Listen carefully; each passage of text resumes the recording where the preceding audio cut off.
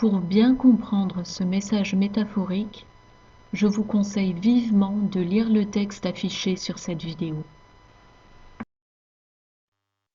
Le signe du prophète Jonas pour cette génération. 3 jours de ténèbres. 4 mars 2019.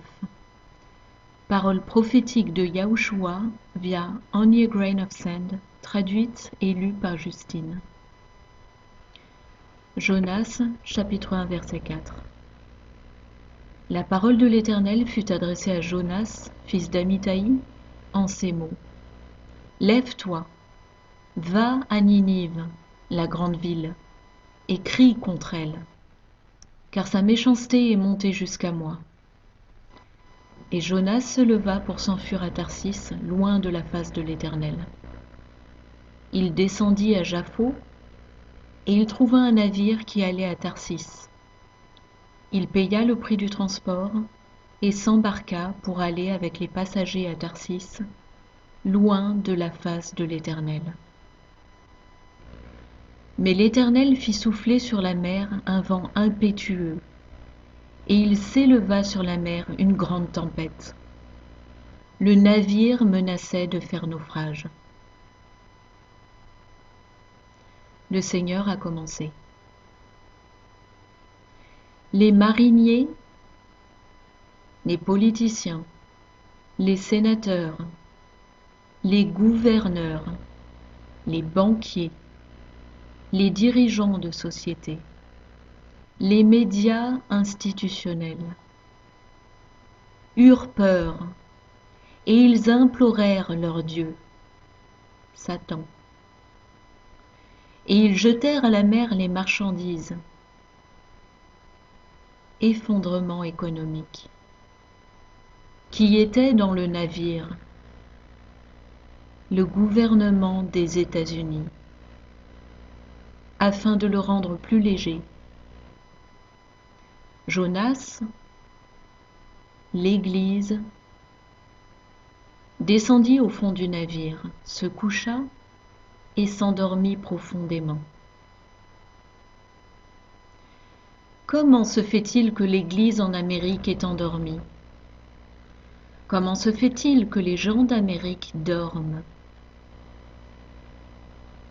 Le navire, quel état, est en train de couler.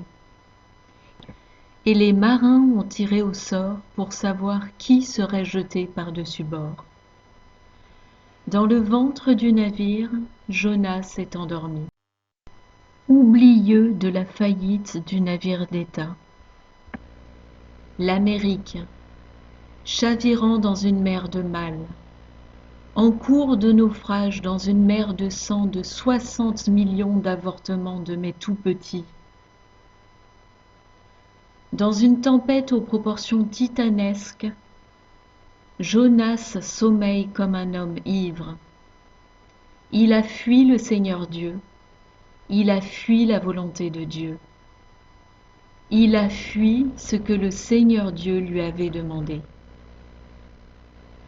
Avertir les habitants de la ville de Ninive, New York City, Chicago, la Louisiane, San Francisco, Dallas, Miami, Washington, Las Vegas, Salt Lake City, Baltimore, Boston,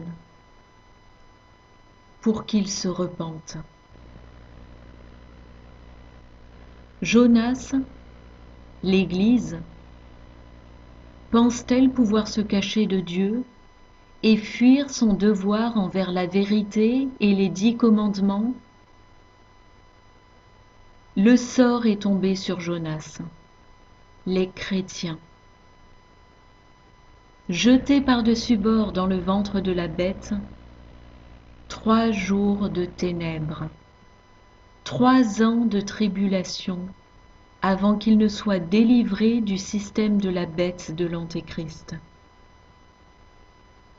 Il fera l'expérience des 3 jours d'obscurité en priant Dieu avec ferveur, implorant la miséricorde pour ses péchés. Les chrétiens sont les Jonas des temps modernes, pensant pouvoir se cacher de Dieu et éviter leur devoir de respecter sa vérité et ses 10 commandements. Votre aventure sur la mer des tribulations a commencé. Tenez-vous prêts, car la tempête est là maintenant.